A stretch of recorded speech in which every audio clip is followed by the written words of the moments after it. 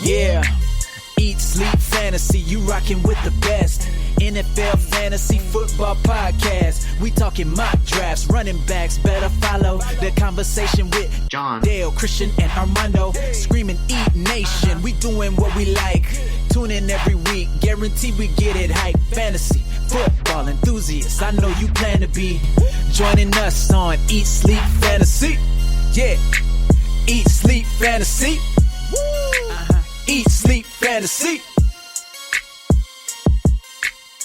hello everybody, and welcome to another episode of the Eat, Sleep, Fantasy Football Podcast. My name is Dale. Fuck you, Dale! Fuck you! Thanks for joining us today, joining me, because I'm all alone, and recording this Waiver Wire episode for you guys, because I know you guys really need Waiver Wires week one. We're going to go ahead and do it. Before I start, I just wanted to give a quick plug to our producer of this episode, Clayton Cadeau. I'm sorry, Clayton. He is Canadian, and he put a lot of work into the production of this episode, so we appreciate it. I'm going to go through some waiver wires. Basically, I have 8 guys for you if you really need it. We are here for you. So before we do that, I do want to say go ahead and go to our website, eatsleepfantasy.com. There is a DFS banner up top of the page. If you guys want either a weekly cheat sheet or if you want to get the season long where you get it every single week for the rest of the year, go to it, select your option. I think it's $5 a week and $30 for the year, but that will be going up. That $30 will be going up, so it's kind of like early bird pricing. Throwing a little marketing technique at you guys. So go ahead and check out our website and click on the banner if you're interested. And check out the DFS and Dynasty podcast as well if you're into DFS. We're going to dive into DFS a little bit throughout the season, but these guys are way nerdier and really get at all the nitty-gritty stuff for DFS plays. So if you're really serious about DFS, they are the guys to go to for sure, and you can get all their stuff on our website. So before I get into the waiver wires, guys, I do want to send out a quick PSA, and then I'm going to get into it. I feel like I need to sometimes I feel like I need to give you guys a little tidbits into how to make life better. If you are a high school or a college student and you're working at a random job, I'm not saying like a job that you're going to be able to use references to get a better job when you get out of college or whatever. I'm saying like if you're working at Foot Locker or if you're working at the zoo just to get it paid, your $9, $10 an hour, and if you're doing that, listen to me here. Don't take your job too serious. I went to the zoo today, and twice on 2 different accounts, stupid teenagers told me what to do when they could have just let it go. One, I was carrying some lunch underneath the stroller for my daughter and me and my wife, so we don't have to pay the ridiculous zoo prices. Stupid teenager came to me and basically made me go and take my lunch back to my car because they do not allow food into the zoo. They make you buy the $10 chicken nuggets. Complete bullshit. And the other one, I tried to get into the giraffe feeding area just to take pictures of my daughter and my wife feeding the giraffes. I wasn't going to feed them. I was going to stand 5 feet back and take pictures. And again, stupid teenager girl would not let me past her booth to get into the giraffe exhibit to take pictures. I had to pay the stupid $3. Both instances could have easily been ignored. I know when I was in high school, I did not give a shit, and I let people do whatever they want. I was a waiter. I gave food away. I worked at PetSmart. I gave stuff away all the time. I'm not saying to steal, and I guess that's kind of what I did. I'm just saying let stuff go every now and then. Okay? That's my PSA. I'm just trying to make the world a better place. I know you older people that are listening to the podcast appreciate my PSAs, and that's all I'm doing. I'm just trying to make the world a better place. If you're working at the zoo, just let the old man go. Let the old fat dad take his pictures of his family. Okay? That's all I'm asking. All right, let's get into this waiver wire. It's only going to be, I'm guessing, I'm going to do a quick 10 minutes here. It's not going to be that much, but I'm going to go into a couple of them, and I will tell you right now, I'm going to mess up on the first name, Dare Ogunbowale, the Tampa Bay Buccaneers' third-string running back. All these waiver wires, I'm not suggesting you spend any money, $0 to $1 at the most, and to be honest, I wouldn't even spend $1 on most of these guys here. If I tell you to spend more than $1 or more than $0, I'll let you know. But more than likely, this is all going to be $0. So Dio is what I'll call him, and what Clayton calls him too. did okay in the preseason. He is probably the best blocker out of the three here, out of Ronald Jones and Peyton Barber. I'm a huge fan of Peyton Barber still, and I still believe in him. I think he was a great late-round steal for most people, because even though they say they're going to split snaps in the season, Peyton Barber will probably dominate those snaps and be serviceable. But Dio has had 109 snaps total compared to 21 and 24 with Rojo and Barber. So if that means anything to you. Also, he rushed for 30 yards. I'm sorry. He had 30 rushes for 90 yards and 2 touchdowns, and 5 receptions for 73 yards. So he can do a little bit of everything. He won't get an immediate attention. He probably won't get attention until week 3 or 4 or 5. But again, if you have that deep bench spot that you don't know what to do with, that you just want somebody with a little bit upside, Dio might be the way to go. But you can make your pick on the next couple guys I'm going to talk about here, because I will talk about Jacoby Brissett next. I am 0 for 2 with names. Actually 0 for 3 if you count Clayton's name, so not doing well here.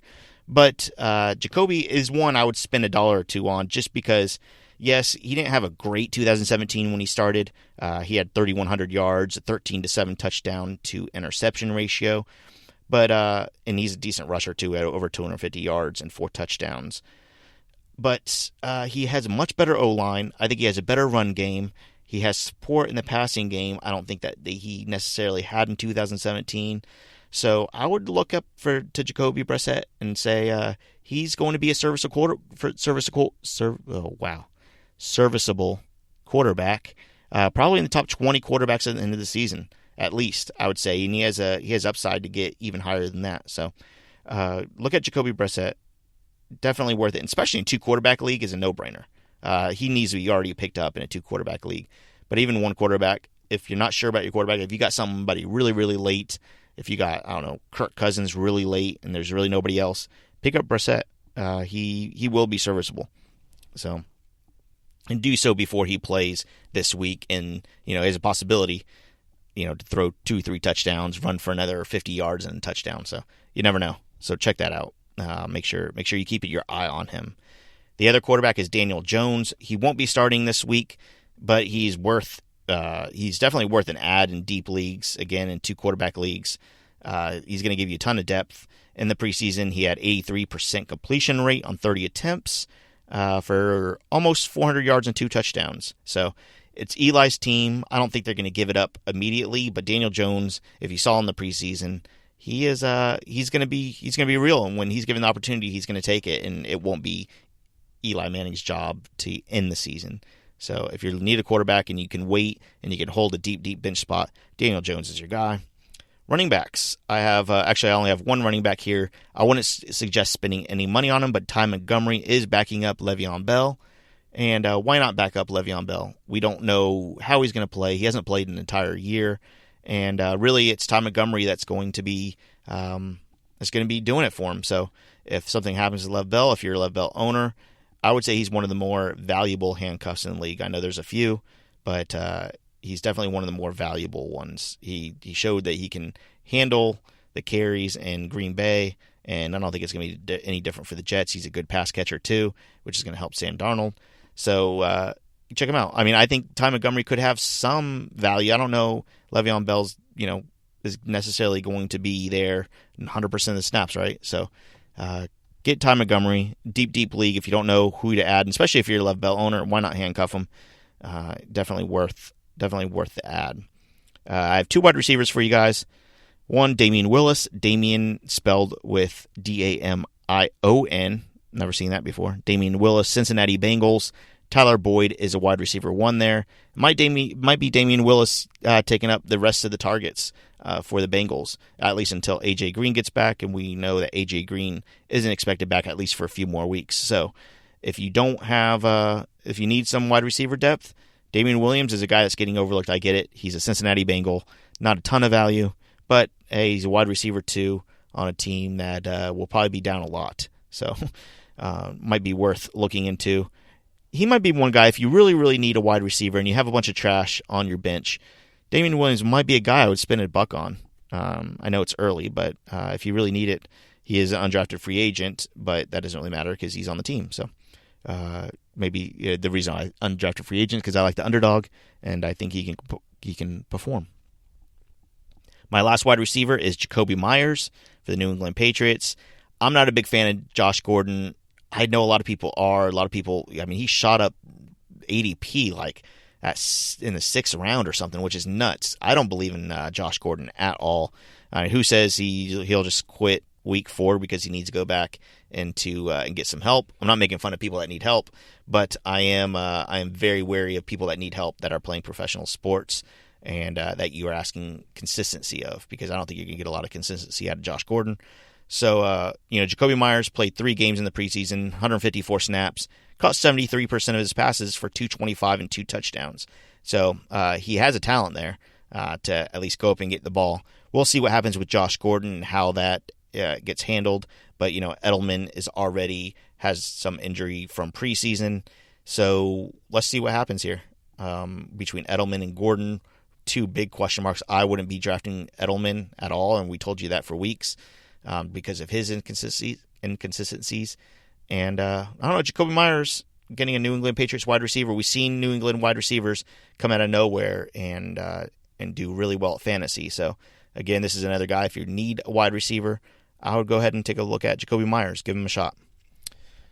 So, guys, I think that is the quickest episode we've ever done. I don't know how to make it any longer because, unlike my co-hosts, Christian and John, they have the gift of gab, and they could probably take this 10-minute episode and make it 30 minutes. But I'm giving you the all serious, let's get to the waiver wires. Let's, I gave you the quick hitting facts, and now you can turn this off and go do what you were doing. That's all I have. And that was me trying to drag out this episode to 11 minutes, which I barely did. So, guys, I appreciate you listening. Thanks for supporting our partners throughout the off-season. Thanks for downloading and listening to us. We're doing this. One, it's a fun hobby. We're trying to make it into something more. But, the biggest thing you could do is support our partners. And it looks like through the off-season, a lot of you did. So we appreciate that. So that's about it. I love you guys, and I will talk to you soon. Yeah, eat, sleep, fantasy, you rockin' with the best. NFL Fantasy Football Podcast. We talking mock drafts, running backs, better follow the conversation with John, Dale, Christian, and Armando. Screaming Eat Nation, we doing what we like. Tune in every week, guarantee we get it hype. Fantasy football enthusiasts, I know you plan to be joining us on Eat, Sleep, Fantasy. Yeah, Eat, Sleep, Fantasy. Eat, Sleep, Fantasy.